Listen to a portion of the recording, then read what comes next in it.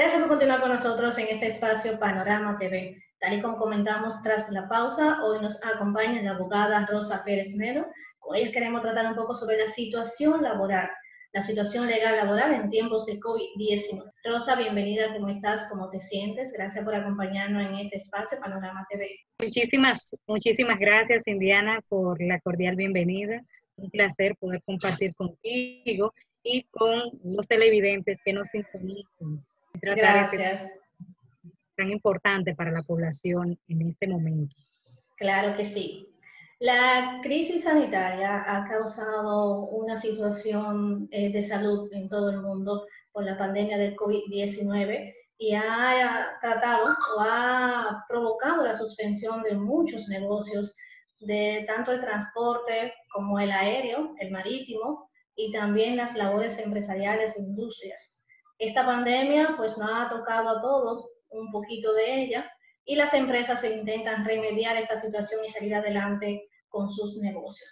Queremos que nos den un panorama de cuál es la situación legal laboral de las personas que se encuentran afectadas del COVID-19, principalmente en nuestro país, República Dominicana. Bien, Indiana, así como planteas, la crisis sanitaria ha traído cambios a nivel mundial y especialmente cambios a nivel laboral.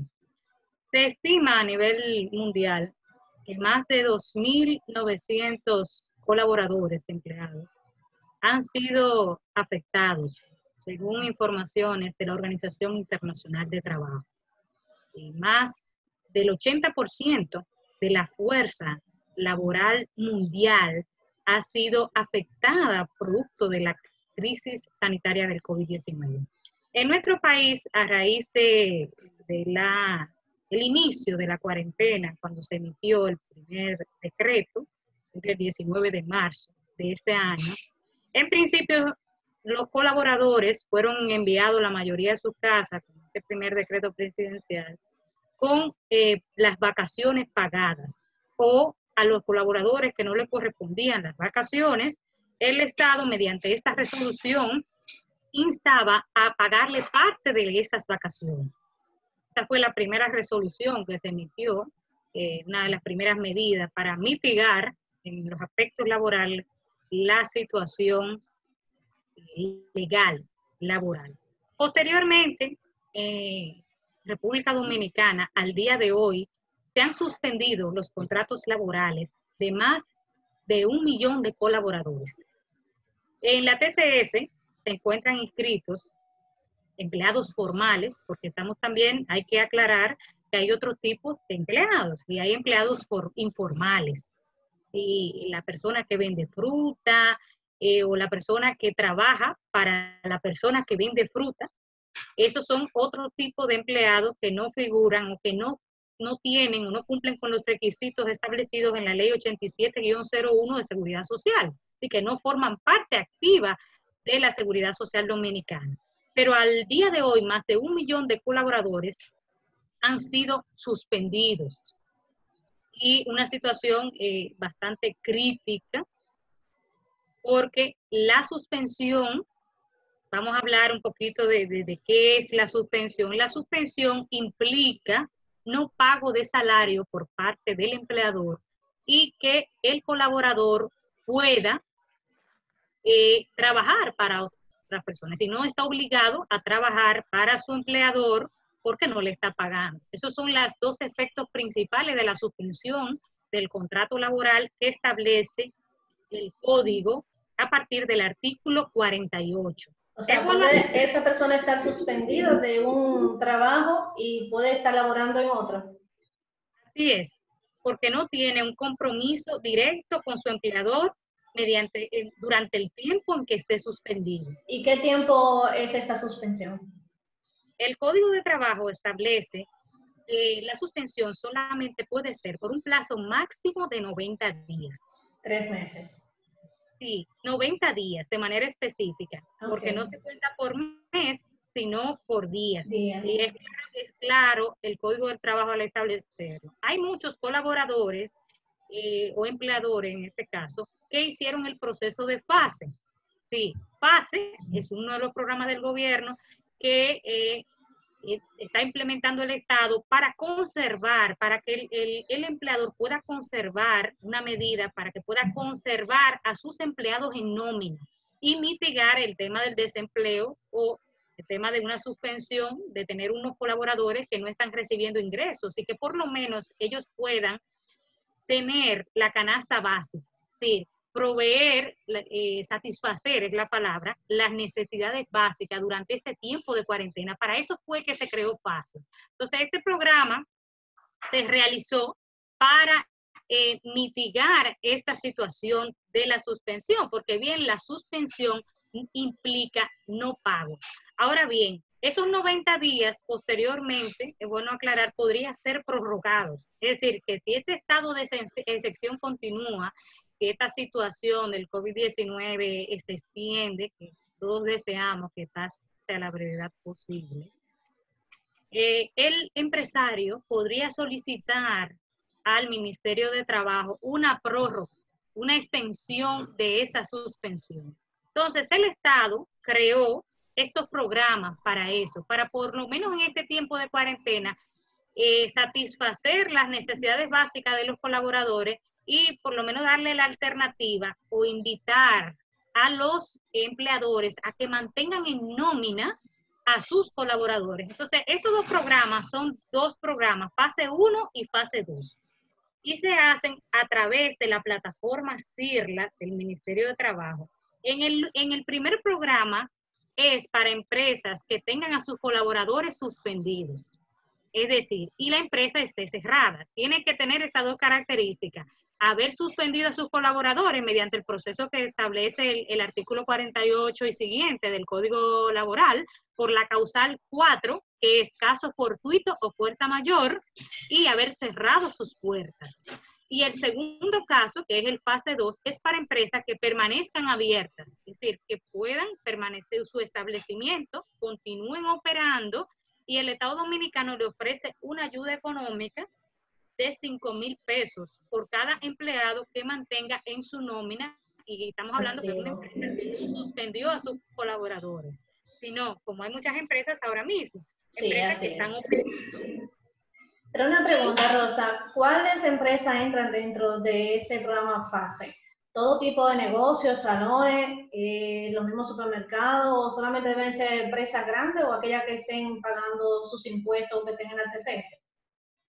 Sí, es bueno aclarar que no todas las empresas pueden acceder al programa FASE. Qué bueno que, Indiana, que haces esta pregunta. Porque hay una serie de empresas, incluyendo los supermercados, las clínicas, las industrias de alimentos. Es una clasificación que establece el decreto 1320 claramente, que están excluidas del programa FASE. ¿Y por qué están excluidas? Porque son empresas que pueden permanecer abiertas. Por ejemplo, las farmacias no cumplen hasta el momento, pueden permanecer abiertas porque es una necesidad básica de salud. Es decir, se necesita que esa empresa permanezca abierta para que hay una persona con una situación de salud pueda acceder a la farmacia y comprar medicamentos. Igualmente, las industrias de alimentos siguen abiertas. Las aseguradoras, que ahora mismo con esta situación muchas personas están recurriendo a sus seguros. Esta posibilidad, esa alternativa que pagan mensualmente. Entonces, esa aseguradora continúa abierta. Las entidades bancarias igualmente tienen que continuar operando en esta situación de crisis. Entonces, por eso, algunas empresas fueron dejadas de lado porque continúan abiertas y se supone que sus colaboradores también van a seguir, tienen la posibilidad de seguir devengando el salario normal, porque la empresa continúa sus operaciones normales. Entonces, el FASE no aplica para esas empresas que he mencionado de manera somera. Hay más, les he mencionado las principales, por ejemplo, las universidades que están ahí, las ONG que reciben fondos, las asociaciones sin fines de lucro que reciben fondos del Estado, y también esas ONG quedan excluidas. Entonces, esas empresas no pueden, si se aplican, ¿qué pasó con esas empresas que aplicaron? Pues las rechazaron del programa FASE porque pueden continuar abiertas, pueden operar sin ningún problema porque son productos que vienen a satisfacer las necesidades básicas de la población y necesitamos acceder a ellos y no están cerrados. Ahora bien, ya para las demás empresas sí pueden aplicar a fase y se ha hecho excepciones. En este transcurso hay industrias de alimentos que han entrado. En el caso de los odontólogos también han entrado. En el caso también de los colegios. De que en la medida, porque tenemos que entender que este es un proyecto, como dicen, piloto, de que sobre la marcha es que nadie estaba preparado para enfrentar esta crisis. Jamás. Sí, es una situación que escapa de las manos del ser humano y que sobre la marcha nosotros hemos tenido que adaptarnos. Igualmente estos programas se han venido creando producto de esta necesidad actual que se tiene. Al igual que estos programas fase 1 y fase 2, se creó también el programa Quédate en Casa. El programa Quédate en Casa es para aquellas personas de muy escasos recursos y viene del programa, del plan de solidaridad, es decir, del programa de solidaridad. La vicepresidencia.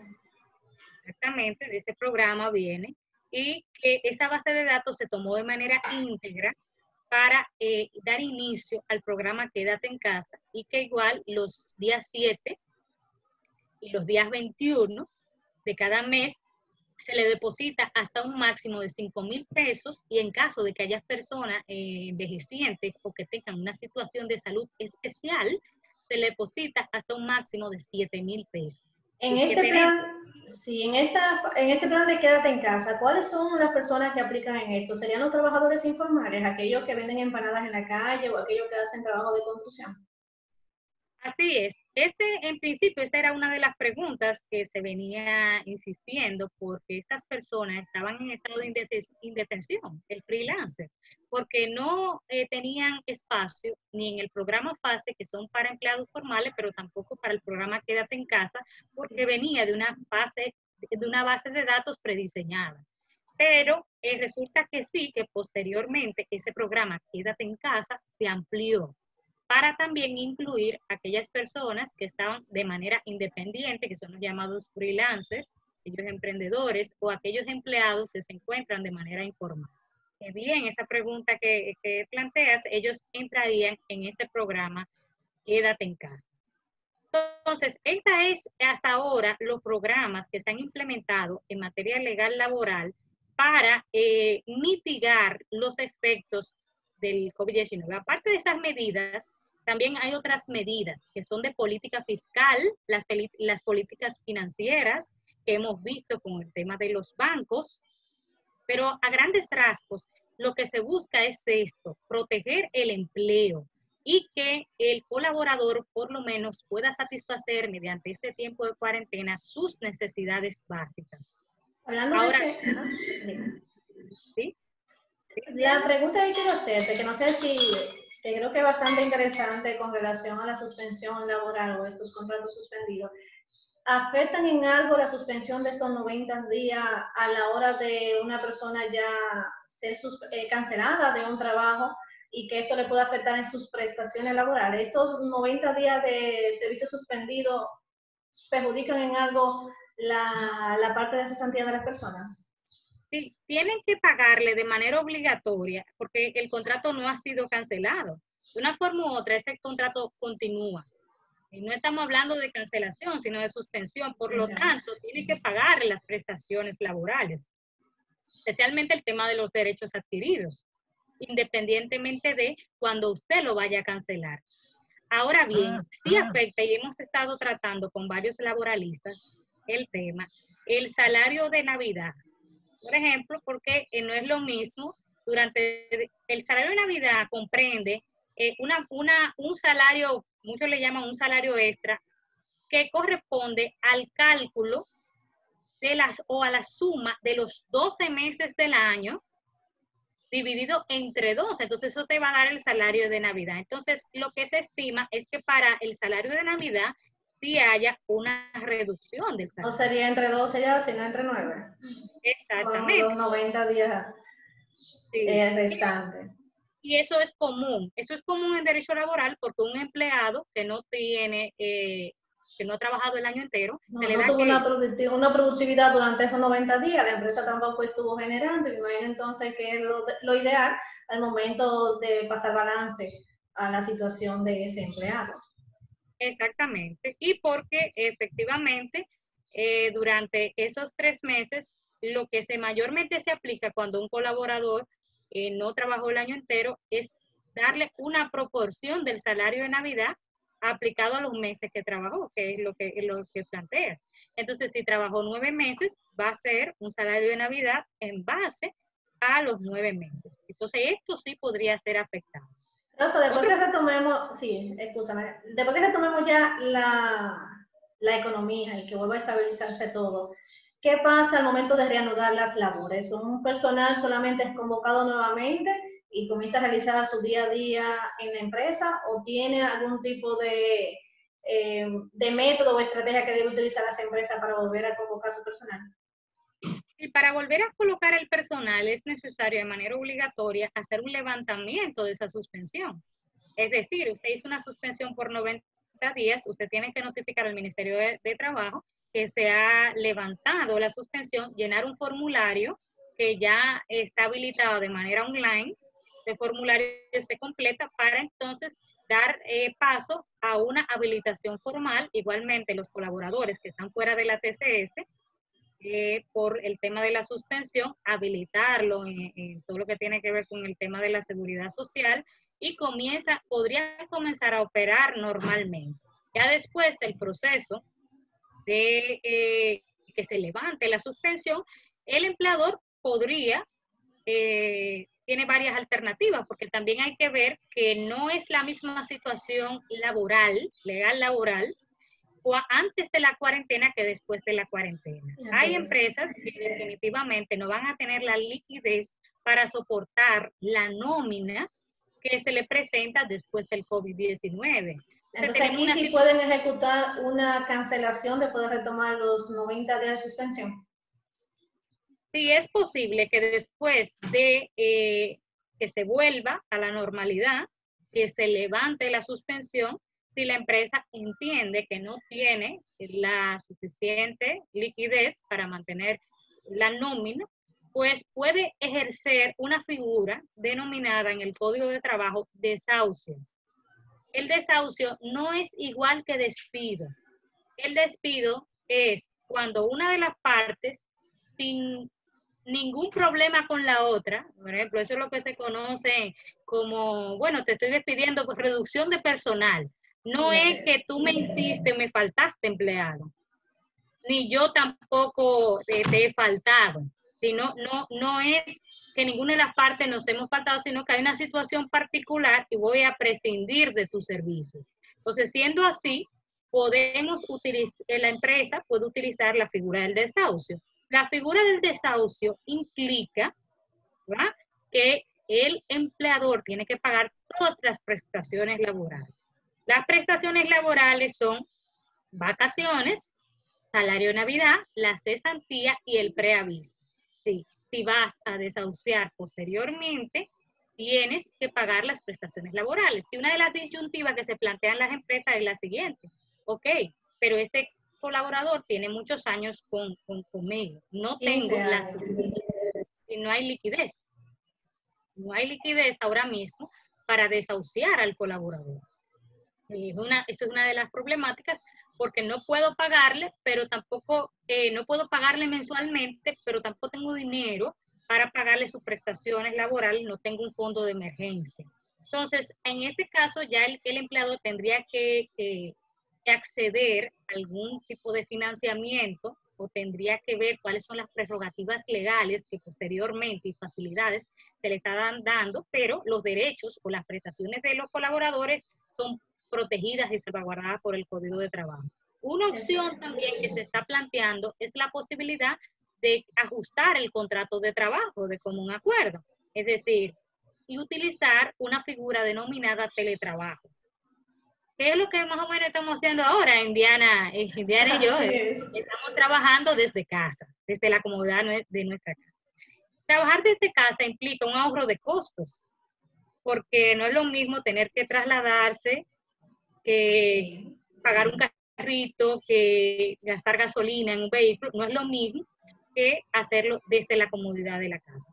Hay un ahorro de costos. Entonces, de común acuerdo, empleador y colaborador pueden ponerse de acuerdo y decidir que van a trabajar una jornada menor.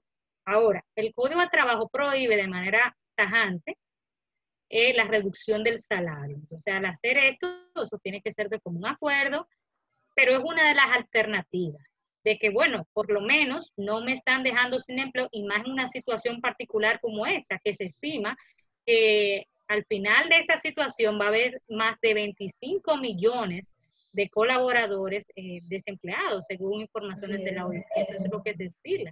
Y ya hay un impacto, que te lo comenté al principio, de una gran cantidad de empleados suspendidos o que se han visto afectados por el tema del COVID, de la crisis sanitaria COVID-19.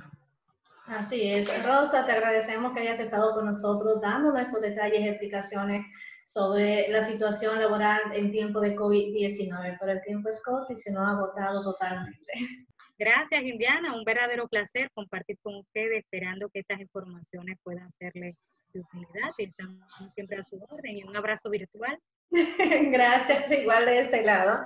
Rosa Pérez Malos estuvo con nosotros, abogada, y con ella tratamos este tema sobre la situación legal laboral actual durante este tiempo en COVID-19. Gracias, Rosa, y esperamos tenerte más adelante. Hemos llegado a la parte final de este espacio Panorama TV. Recuerde de cada semana sintonizarnos a las 10:30 de la mañana por RNN, Canal 27. Hasta la próxima.